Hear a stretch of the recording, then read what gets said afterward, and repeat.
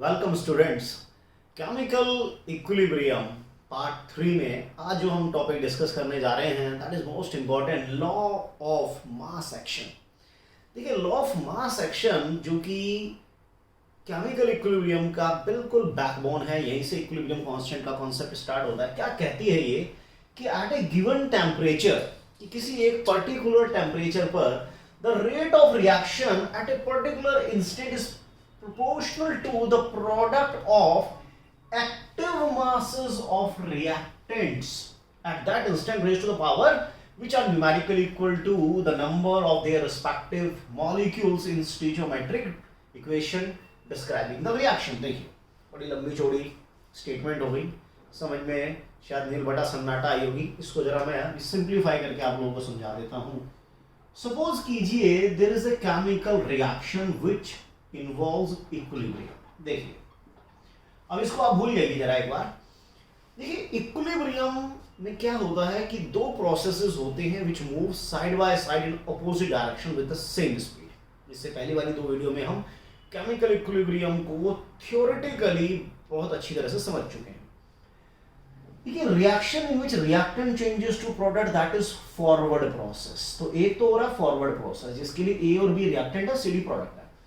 लेकिन backward process के लिए सीडी प्रोडक्ट है, बैकवर्ड प्रोसेस के लिए सीडी हमारे लिए रिएक्टेंट होगा, ए भी हमारे लिए प्रोडक्ट होगा बैकवर्ड रिएक्शन के लिए। यदि दो प्रोसेस चल रहे हैं side by side, reactant product में कन्वर्ट हो रहे हैं, प्रोडक्ट रिएक्टेंट में कन्वर्ट हो रहे हैं। किस स्पीड से रिएक्टेंट प्रोडक्ट में कन्वर्ट हो रहे हैं, that is the rate of forward. किस स्पीड से प्रोडक्ट रिएक्टेंट में कन्वर्ट हो रहे हैं, that is the rate of backward process.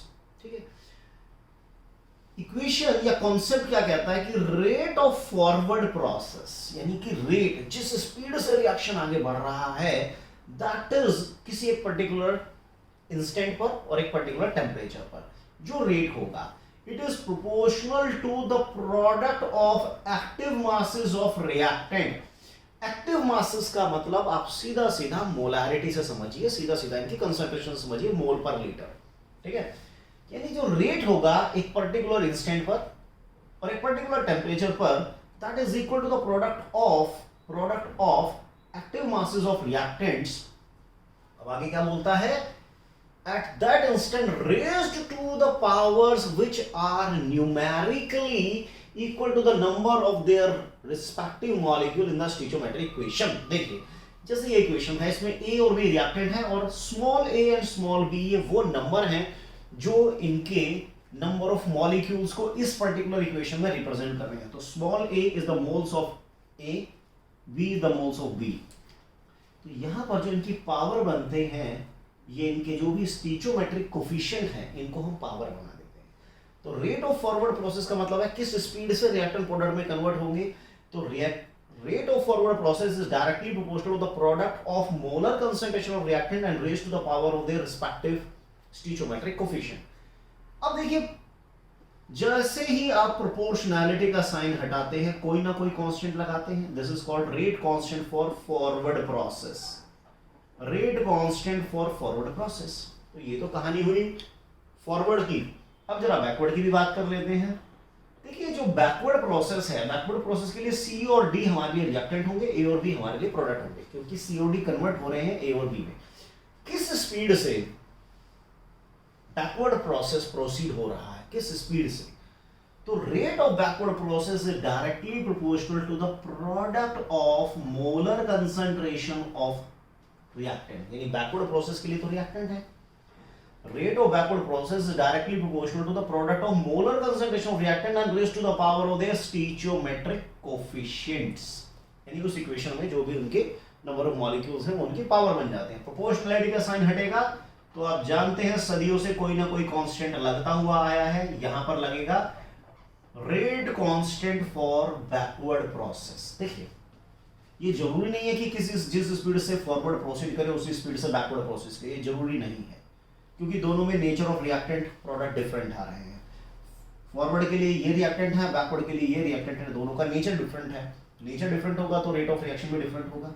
ठीक है, लेकिन इक्विलिब्रियम कब मानते हैं हम? इक्विलिब्रियम एक पर्टिकुलर सिचुएशन पर आकर हम कंसीडर करते हैं when the rate of forward and backward balance each other. मतलब कहानी ये हुई कि इक्विलिब्रियम पर क्या होगा, at equilibrium rate of forward is equals to rate of backward process. इसको हम 1 मान लेते हैं, इसको हम 2 मान लेते हैं, तो दोनों एक दूसरे को बैलेंस करेंगी, मतलब K F A raise to power A B raise to power B, K B C raise to power C D raise to power D. So kf upon kb is equal to c raised to power c, d raised to power d, a raised to power a and b raised to power b. This particular ratio, it is called equilibrium constant. This particular ratio, this is called Kc, equilibrium constant in terms of concentration. तो ये क्या है?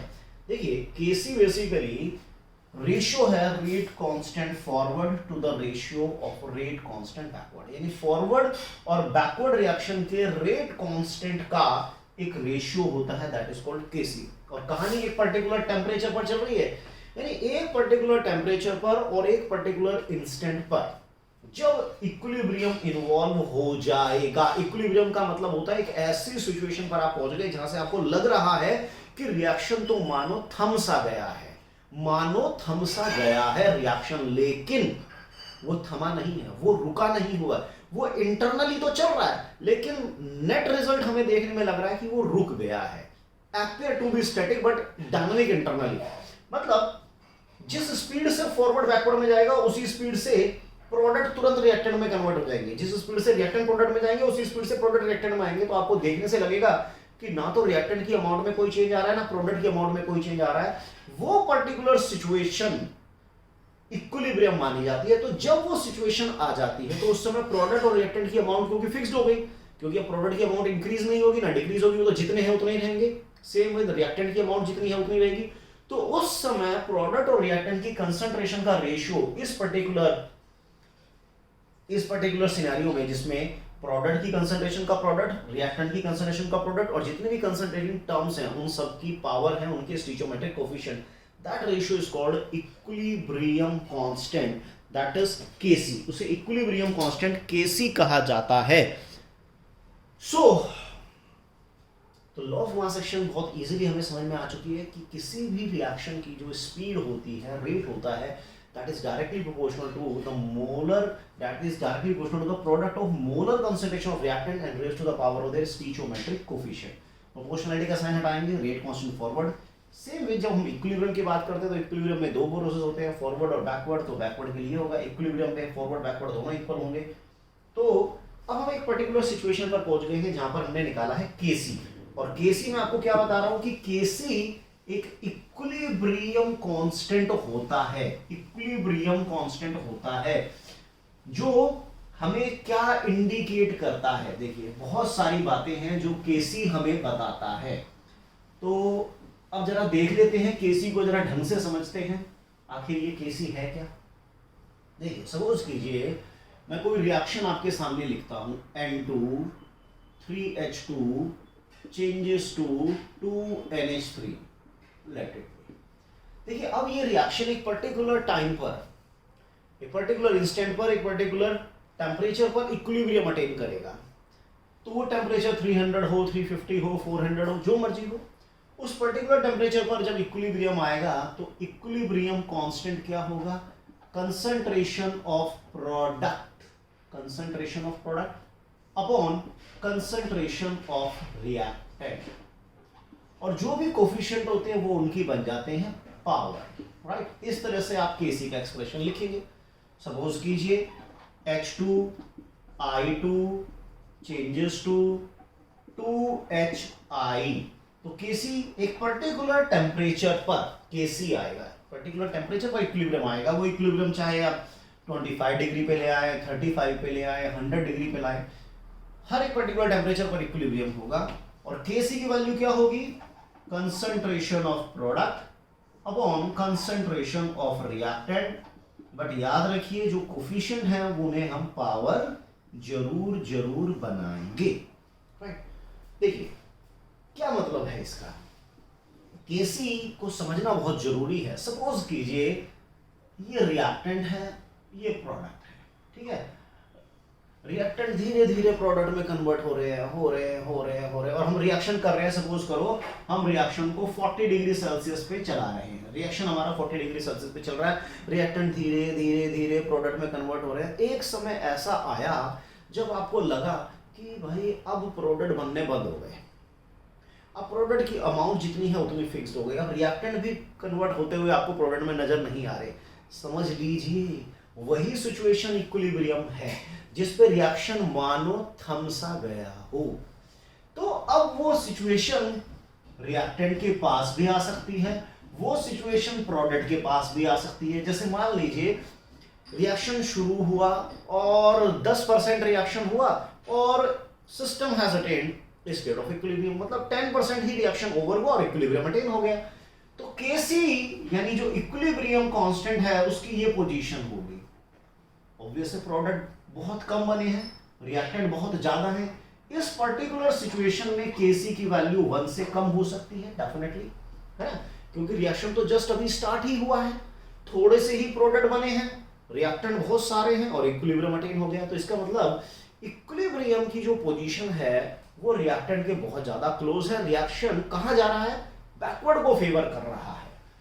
Means reaction इस particular situation में backward को favour कर रहा है, यानी equilibrium is attend very close towards reactant side. हाँ, ऐसा भी हो सकता है किसी पर्टिकुलर सिचुएशन में रिएक्टेंट है, प्रोडक्ट है, रिएक्शन चला चला चला चला चला चला, पता चला जी 90% रिएक्शन हो गया, 90% रिएक्शन हो गया, 90% प्रोडक्ट बन गए, केवल 10% रिएक्टेंट बचे। तो रिएक्शन अभी खत्म नहीं हुआ, लेकिन 90% प्रोडक्ट बन गए और 10% रिएक्टेंट, और अब इक्विलिब्रियम आ गया। यानी अब इक्विलिब्रियम को आप ऐसा समझ लीजिए जैसे हम बचपन में खेलते ना स्टैचू, तो भाई तू रुक गया, बस अब तू स्टैटिक हो गया, ठीक है। तो यहां पर इक्विलिब्रियम अटेन हो गया। अब इक्विलिब्रियम कांस्टेंट कैसे निकालेंगे? प्रोडक्ट अपॉन रिएक्टेंट, प्रोडक्ट की कंसंट्रेशन रिएक्टेंट की कंसंट्रेशन। इस पर्टिकुलर सिचुएशन में केसी हमारा 1 से ज्यादा आ सकता है क्योंकि प्रोडक्ट ज्यादा है, रिएक्टेंट कम है। इक्विलिब्रियम कहां अटेन हुआ है? Very close towards the product side. इसका मतलब reaction is favouring forward direction. अब ऐसा भी हो सकता है कि रिएक्टेंट, प्रोडक्ट और रिएक्शन चले जा रहा है, 99% रिएक्शन हो गया, 99% प्रोडक्ट बन गए, ओनली 1% रिएक्टेंट रह गए। तो केसी की वैल्यू और ज्यादा बड़ी आएगी, वो तो और ज्यादा फॉरवर्ड। लेकिन ये याद रखिए, आप ये मत सोचिएगा कि 100% रिएक्टेंट प्रोडक्ट में कन्वर्ट हो जाए उसके बाद इक्विलिब्रियम आएगा, ना मुन्ना ना। क्योंकि इक्विलिब्रियम एक ऐसी सिचुएशन है जिसमें रिएक्टेंट भी होंगे, प्रोडक्ट भी होंगे और दोनों आपस में इंटर कन्वर्टिबल होंगे।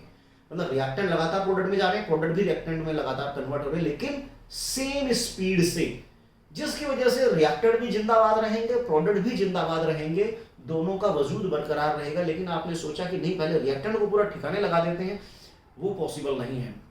क्योंकि अगर सारे ही रिएक्टेंट प्रोडक्ट में कन्वर्ट हो गए तो फिर फॉरवर्ड तो खत्म, क्योंकि फॉरवर्ड में तो रिएक्टेंट बचे ही नहीं। रेट तो हमेशा रिएक्टेंट की अमाउंट पर डिपेंड करता है ना, उनकी कंसंट्रेशन पर डिपेंड करता है। जब रिएक्टेंट ही नहीं बचेंगे तो फॉरवर्ड का तो रेट ही खत्म हो गया। तो वहां पर हम इक्विलिब्रियम को डिफाइन नहीं करेंगे। इसका मतलब इक्विलिब्रियम का प्रोसेस कभी कंप्लीट नहीं होता। इक्विलिब्रियम का प्रोसेस कभी कंप्लीट नहीं होगा। वो एक पर्टिकुलर टेम्परेचर पे जाकर जब इक्विलिब्रियम अटेन करता है तो इसका मतलब वो एक ऐसी सिचुएशन आ गई जिसमें रिएक्शन आपको देखने में लगेगा रुक गया। तो कैसे पता चलेगा कि आपको देखने में रिएक्शन रुका हुआ लग रहा है? शायद आपको कलर से पता चल जाए कि पूरे रिएक्शन में एक पर्टिकुलर कलर आ जाएगा, उसकी इंटेंसिटी फिक्स हो जाएगी। प्रेशर इन्वॉल्व है किसी गैस का तो उस गैस का प्रेशर फिक्स्ड हो जाएगा, डेंसिटी फिक्स हो जाएगी, कलर फिक्स हो जाएगा, प्रेशर फिक्स्ड हो जाएगा। तो इन चीजों से, इन कैरेक्टरिस्टिक से आपको आइडिया लग जाता है that the system has attend A state of equilibrium. तो जो केसी है हमारा, वो रिएक्टेंट के पास भी हो सकता है, बीच में भी हो सकता है, प्रोडक्ट के बहुत ज्यादा क्लोज हो सकता है, बहुत बहुत ज्यादा क्लोज भी हो सकता है, लेकिन रिएक्शन हमेशा चलता रहेगा। इक्विलिब्रियम प्रोसेस कभी भी खत्म नहीं होते। तो केसी की वैल्यू से आप ये इंडिकेट कर सकते हैं, अंदाजा लगा सकते हैं कि रिएक्शन कहां जा रहा होगा। सपोज कीजिए केसी की वैल्यू किसी रिएक्शन में 10⁻⁻² है, तो predict the direction of the reaction. तो ये तो बहुत ही कम आ रही है, 1 से बहुत कम है, इसका मतलब डेफिनेटली रिएक्शन बैकवर्ड डायरेक्शन में जा रहा है।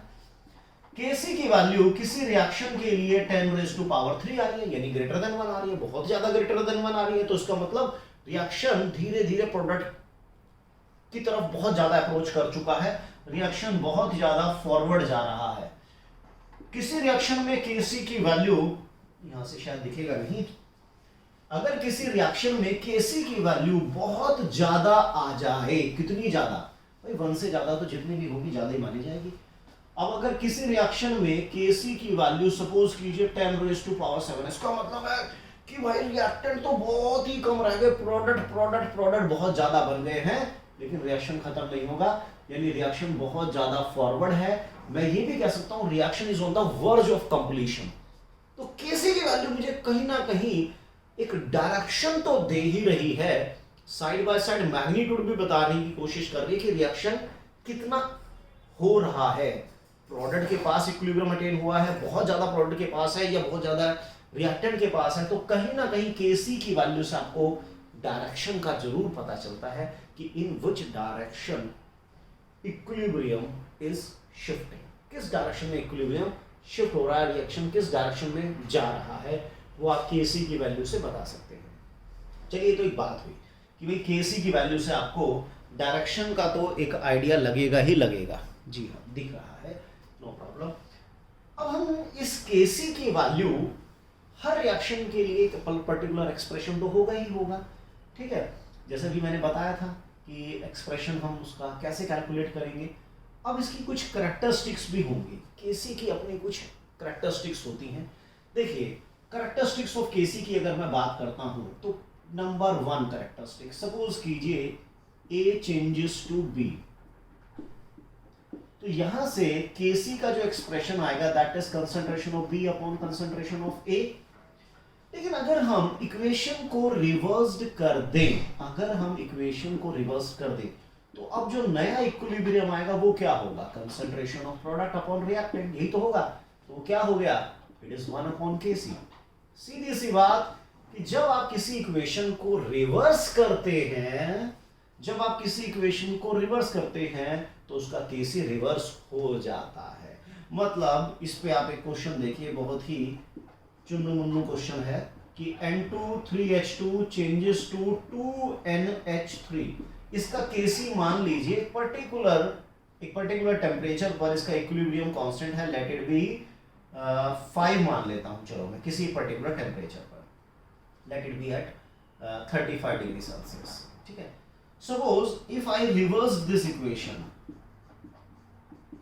then it is N2 3H2, then what will be the equilibrium constant? तो नया इक्विलिब्रियम कांस्टेंट क्या आएगा, आपने इक्वेशन रिवर्स किया है, then Kc will reverse, यानी कि 1/5 आ जाएगा।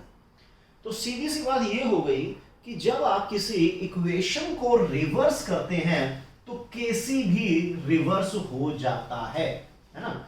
इक्वेशन रिवर्स, Kc रिवर्स, पहली बात तो ये होगी। तो this is the first characteristics of, this is one of the characteristic of KC, कि केसी की वैल्यू रिवर्स हो जाएगी अगर आपने इक्वेशन को रिवर्स किया तो। चलिए अब हम बात करते हैं सेकंड इक्वेशन की, सेकंड कैरेक्टरिस्टिक की। सपोज करते हैं फिर से A चेंजेस टू B, ये कोई हमारी केमिकल इक्वेशन है और इसमें केसी की वैल्यू लेट इट बी 4 मान लेते हैं हम एक पर्टिकुलर टेम्परेचर पे।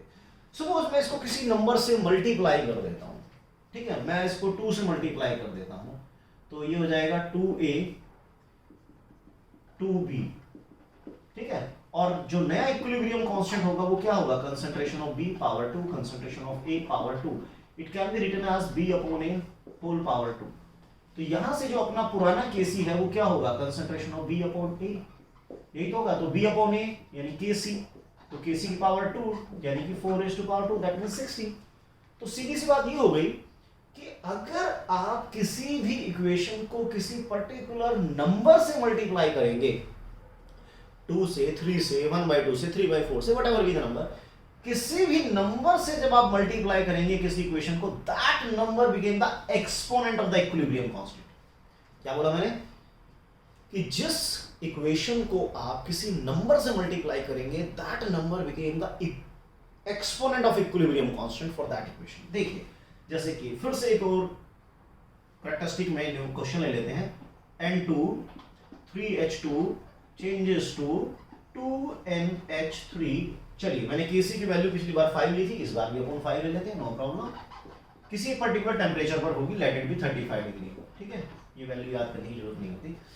अब सपोज कीजिए मैं इसको 2 से इंटू कर दूं, 2 and 2 6H2 changes to 4NH3। तो मैंने इस इक्वेशन को 2 से इंटू किया है, तो अब मेरा जो नया इक्विलिब्रियम कांस्टेंट आएगा वो क्या होगा, जो मेरी पुरानी इक्वेशन थी उसका पावर 2, यानी कि 5 raised to power 2, that means 25। तो जिस नंबर से आप मल्टीप्लाई करेंगे माय डियर स्टूडेंट, वही नंबर इक्विलिब्रियम कांस्टेंट का पावर बन जाएगा। मतलब देखिए, इसी को अगर मैं 1/2 से इंटू कर देता हूं, इसी इक्वेशन को सपोज कीजिए 1/2 N2 3/2 H2 changes to NH3। तो देखिए मैंने इस इक्वेशन को 1/2 से इंटू कर दिया, तो अब जो मेरा नया इक्विलिब्रियम कांस्टेंट होगा वो क्या होगा, मैंने 1/2 से इंटू किया तो पावर 1/2 हो जाएगा, यानी 5 raised to power 1/2, that means √5, right. तो बात ये हुई इक्वेशन रिवर्स तो केसी रिवर्स, इक्वेशन रिवर्स तो केसी रिवर्स, ये हुई पहली कैरेक्टरिस्टिक। और दूसरी क्या हुई कि किसी नंबर से मल्टीप्लाई किया या इवन डिवाइड भी किया तो that number became the exponent of equilibrium constant, वही नंबर उस इक्विलिब्रियम कांस्टेंट की पावर बन जाता है। चलिए वेरी गुड। अब हम थर्ड कैरेक्टरिस्टिक पर आते हैं। थर्ड कैरेक्टरिस्टिक देखिए क्या है, सपोज कीजिए a चेंजेस टू b, तो kc लेट इट बी 4, इसको मैं kc1 मान लेता हूं, x चेंजेस टू y, इसका मैं इक्विलिब्रियम कांस्टेंट 5 मान लेता हूं, ठीक है।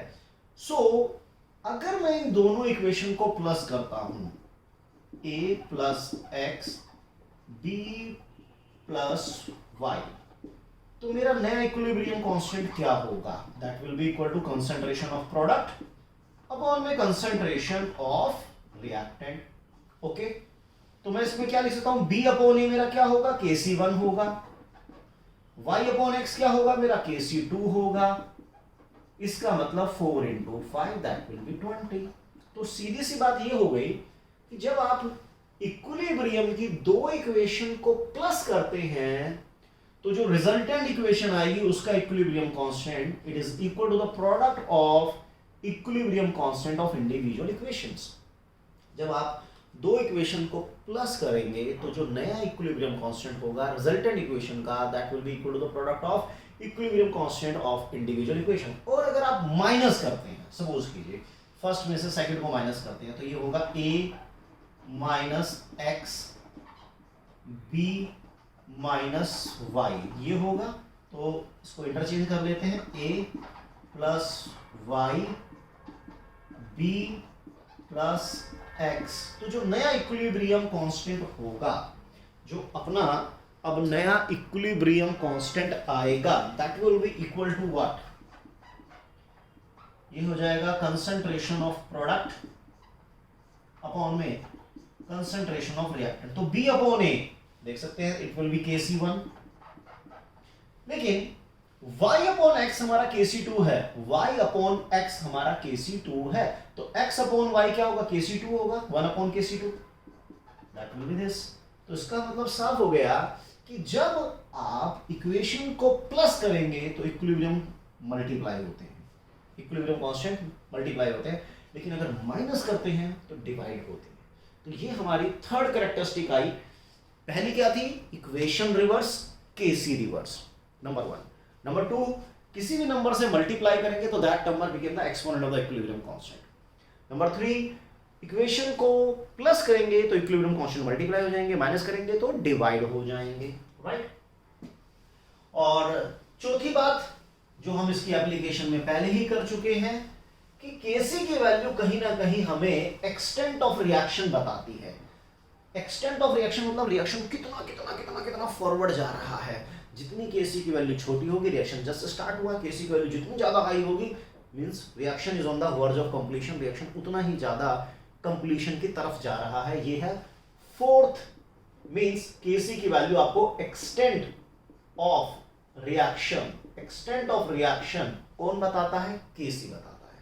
ये एक और कैरेक्टरिस्टिक है। अब देखिए केसी की वैल्यू है क्या एग्जैक्टली, केसी। अभी हमने देखा कि कि केसी बेसिकली रेट कांस्टेंट फॉरवर्ड और रेट कांस्टेंट बैकवर्ड का एक रेशियो था, ठीक है। रेट कांस्टेंट फॉरवर्ड और रेट कांस्टेंट बैकवर्ड का रेशियो होता है केसी। अब देखिए, आप वैसे तो इसको ली चैटलर प्रिंसिपल में पढ़ेंगे कि किसी भी रिएक्शन में, जो रिएक्शन ऑलरेडी इक्विलिब्रियम में, उसमें प्रेशर, कंसंट्रेशन, वॉल्यूम कुछ भी ऐड कर दीजिए, कुछ भी कम ज़्यादा कर दीजिए, केसी की वैल्यू नहीं बदलेगी। केसी केवल और केवल टेम्परेचर पर डिपेंड करता है, यानी सर्दी और गर्मी का ही इफेक्ट पड़ेगा। क्यों पड़ेगा? देखिए बेसिकली क्या होता है, रेट कांस्टेंट फॉरवर्ड और बैकवर्ड ये दो बातों पर डिपेंड करते हैं। देखिए केएफ हो या केबी हो, ठीक है ना, केएफ हो या केबी हो, they are basically the rate constant for forward and backward process, जो डिपेंड करते हैं केवल और केवल नेचर ऑफ रिएक्टेंट्स और प्रोडक्ट्स पर। नेचर ऑफ रिएक्टेंट्स और प्रोडक्ट पर डिपेंड करता है, नेचर, ठीक है। इसलिए हर रिएक्शन की अपनी अपनी स्पीड होती है। अब ऐसा हो सकता है कि टेम्परेचर अगर हम बढ़ाते हैं तो किसी एक को फेवर कर दे, आइदर फॉरवर्ड को फेवर कर दे या बैकवर्ड को फेवर कर दे। वो किसी को भी फेवर करेगा, चाहे वो फॉरवर्ड को फेवर करे या बैकवर्ड को फेवर करे। अगर फॉरवर्ड को फेवर कर गया तो केएफ की वैल्यू बढ़ जाएगी, केसी इंक्रीज हो जाएगा। और अगर उसने बैकवर्ड को फेवर करा, टेम्परेचर आपने बढ़ाया और बैकवर्ड की स्पीड बढ़ जाती है, तो केसी डिक्रीज हो जाएगा, यानी केसी की वैल्यू लेस देन। तो केसी की वैल्यू टेम्परेचर के साथ इंक्रीज या डिक्रीज कुछ भी हो सकती है। ये किस बात पर डिपेंड करता है? देखिए, सपोज कीजिए मैं एक रिएक्शन के थ्रू आपको समझाता हूं, बहुत इजीली आपको समझ में आएगा कि केसी की वैल्यू केवल और केवल टेम्परेचर पर डिपेंड करती है। अब देखिए, इसमें जो फॉरवर्ड प्रोसेस है उसमें क्या हो रहा है, एचआई की फॉर्मेशन हो रही है। फॉर्मेशन का मतलब एंडोथर्मिक है, और बैकवर्ड में एचआई टूट रहा है तो ये एक्सोथर्मिक है। ऑब्वियस सी बात है, अगर एक फॉरवर्ड प्रोसेस के लिए प्लस 200 जूल है तो बैकवर्ड के लिए वो माइनस 200 जूल ही होगी। अब जब हम टेम्परेचर बढ़ाएंगे, जब हम हीट देंगे, तो क्या होगा, जो हीट हम देंगे उसका क्या होगा, वो तो हीट एब्जॉर्ब होने लगेगी। और एब्जॉर्प्शन कौन कर रहा है? फॉरवर्ड कर रहा है। तो फॉरवर्ड प्रोसेस का रेट बढ़ने लगेगा। इस पर्टिकुलर एग्जांपल की अगर मैं बात करूं, तो जब मैं टेम्परेचर बढ़ाऊंगा तो मैं जो हीट दूंगा उस हीट का क्या होगा, वो हीट तो एब्जॉर्ब होने लगेगी। एब्जॉर्प्शन का मतलब एंडोथर्मिक होता है। तो इसका मतलब यहां पर जो फॉरवर्ड प्रोसेस है वो और तेजी से होने लगेगा। फॉरवर्ड से की स्पीड बढ़ेगी तो केसी इंक्रीज हो जाएगा। तो यानी इस पर्टिकुलर रिएक्शन के लिए KC is directly proportional to temperature, ठीक है। चलो मैं दूसरी बात करता हूं, मैं बात कर लेता हूं NH3 changes to N2 plus 3H2। Suppose कीजिए ये कोई रिएक्शन है, मैं इसके फॉरवर्ड की बात करूं तो फॉरवर्ड में अमोनिया टूट रहा है, तोड़ने के लिए तो हीट देनी पड़ेगी ना, तो एंडो हो गया। और बैकवर्ड में अमोनिया बन रहा है, बनना एक्सोथर्मिक होता है। चलो जी, अब आपका मूड हो गया कि टेम्परेचर बढ़ाना है तो बढ़ा देते। टेम्परेचर बढ़ाने का मतलब है हीट देना। उस हीट का फिर क्या होगा, वो तो एब्जॉर्ब होगी। एब्जॉर्प्शन कौन कर रहा है? Endothermic. Absorption is always endothermic. तो यहां पर फॉरवर्ड प्रोसेस हमारा एंडोथर्मिक है, ठीक है। तो ओहो मैं गलत बोल गया, सॉरी सॉरी सॉरी सॉरी, बहुत बड़ी गलती हो गई। पहले केस में मैंने उल्टा बोल दिया। किसी कंपाउंड का बनना एक्सो होता है, कंपाउंड का टूटना एंडो होता है ना। तोड़ने के लिए तो एनर्जी देनी पड़ेगी, तो गड़बड़ हुई यहां पर, ये हो गई। तो जब आप टेम्परेचर बढ़ाएंगे तो हीट एब्जॉर्ब होगी। एब्जॉर्प्शन कौन है? एंडोथर्मिक है, यानी एचआई टूटने लगेगा, रिएक्शन बैकवर्ड में जाएगा। तो इस पर्टिकुलर एग्जांपल के रिस्पेक्ट में जो केसी है वो टेम्परेचर के इनवर्सली प्रोपोर्शनल है, यानी यहाँ पर केसी डिक्रीज होगा। इस पर्टिकुलर की मैं बात करता हूँ, टेम्परेचर बढ़ाएंगे, टेम्परेचर बढ़ाएगा तो एंडोथर्मिक जाएगा, एंडोथर्मिक को फेवर मिलेगा, यानी फॉरवर्ड का रेट बढ़ेगा। तो यानी केसी की वैल्यू बढ़ जाएगी, क्योंकि फॉरवर्ड का रेट बढ़ेगा तो केसी इंक्रीज होगा। तो यहाँ पर जो केसी है it is directly proportional to temperature. Means जो केसी की वैल्यू है वो टेम्परेचर के साथ इंक्रीज या डिक्रीज कुछ भी हो सकती है, depends nature of the reaction, कि भाई उसमें फॉरवर्ड बैकवर्ड में से कौन एंडो है कौन एक्सो है। कहने का मतलब ये हुआ कि आप प्रेशर को चेंज कर लो जितना मर्जी, वॉल्यूम को चेंज कर लो, कंसंट्रेशन को चेंज कर लो, कैटालिस्ट डालो या ना डालो, ये सब चीजें वैसे तो आप ली चैटलर प्रिंसिपल पढ़ेंगे, जो हम बाद में डिस्कस करेंगे अभी। लेकिन एक बात ध्यान रखना कि केसी की वैल्यू केवल और केवल, जी हाँ, केवल और केवल टेम्परेचर पर डिपेंड करती है। दुनिया की कोई ताकत नहीं है जो किसी भी रिएक्शन के लिए केसी की वैल्यू को बदल सके। केसी की वैल्यू फिक्स्ड है, फिक्स्ड है, फिक्स्ड है। ये बात आप अपने दिमाग में धारण कर लीजिए, सेट कर लीजिए। तो ये हुई एक और कैरेक्टरिस्टिक कि भाई केसी की वैल्यू केवल और केवल टेम्परेचर डिपेंडेंट होती है, वो डायरेक्टली भी हो सकता है, वो इनवर्सली भी हो सकता है, वो अलग अलग रिएक्शन के लिए अलग अलग होता है। अब एक बात और ध्यान रखना कि वैल्यू ऑफ के सी does not depends upon पहली बात भाई इनिशियल कंसंट्रेशन ऑफ रिएक्टेंट्स। आप इनिशियल कंसंट्रेशन ऑफ रिएक्टेंट देखो, रिएक्टेंट कम लोगे तो प्रोडक्ट भी कम बनेंगे, तो ऑब्वियस है जो रेशियो आएगा वो कुछ आएगा।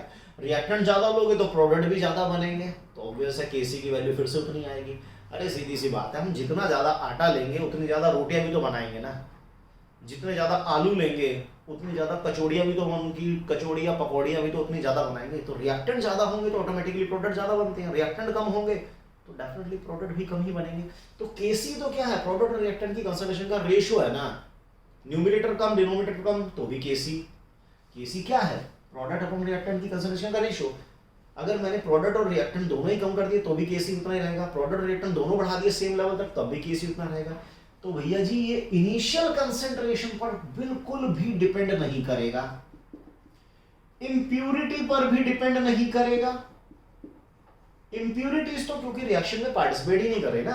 अब मान लो ये रिएक्शन है और इस रिएक्शन में कहीं कोई इंप्यूरिटी है, सिलिका है, ठीक है, कोई और गैस है which is not taking part in the chemical reaction, तो केसी की वैल्यू उस पर डिपेंड ही नहीं करने वाली, इंप्यूरिटी पे कोई लेना देना नहीं है। तीसरी बात भाई कैटालिस्ट, इसको भी हम थोड़ा बाद में डिस्कस करेंगे जब ली-शैटलर प्रिंसिपल में इसको देखेंगे। देखिए केसी की वैल्यू कैटालिस्ट पर डिपेंड नहीं करने वाली। कैटालिस्ट क्या है, आग लगाओ भागो और दूर से तमाशा देखो, मतलब कैटालिस्ट क्या करता है, रिएक्शन को स्पीड अप करता है बस, और बाद में अलग हो जाता है। जो रिएक्शन 10 घंटे में हो रहा था, कैटालिस्ट डाला तो पता चला वो तो 20 मिनट में हो गया, रिजल्ट वही मिलेगा बट रिएक्शन फास्ट हो जाता है। तो कैटालिस्ट हमेशा रिएक्शन को स्पीड अप करता है। तो केसी की वैल्यू ना तो इनिशियल कंसंट्रेशन पर डिपेंड करती है, ना इंप्यूरिटी पर डिपेंड करती है, और ना ही कैटालिस्ट पर डिपेंड करती है। ठीक है, तो मैंने आपको कैरेक्टरिस्टिक्स ऑफ केसी एक्सप्लेन कर दी है। नेक्स्ट लेक्चर में हम देखेंगे अलग अलग तरह के इक्विलिब्रियम कांस्टेंट, जिसको केसी या केपी या केएक्स कहते हैं, उनमें क्या रिलेशनशिप होती है, किसी इक्वेशन के लिए इक्विलिब्रियम कांस्टेंट का एक्सप्रेशन कैसे लिखेंगे, how to derive the relationship between KC and KP, इन सभी चीज़ों को हम नेक्स्ट लेक्चर में डिस्कस करेंगे। So hope you like the lecture, thank you very much.